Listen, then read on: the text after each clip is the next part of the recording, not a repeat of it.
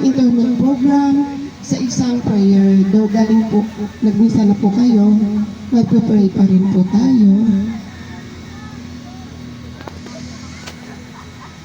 Huwag na po tayo yung mga upuan. Manatili na lang po.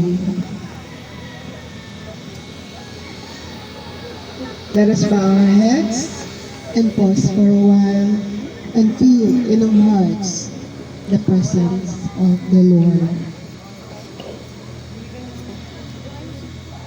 In the name of the Father, and of the Son, and of the Holy Spirit.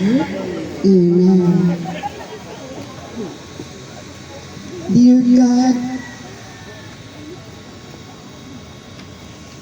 we pray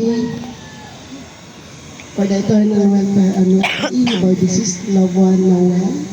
Raise him up to the fullness of new life and bring him to the company and perfection of your saints, to enjoy everlasting rest and peace in your presence.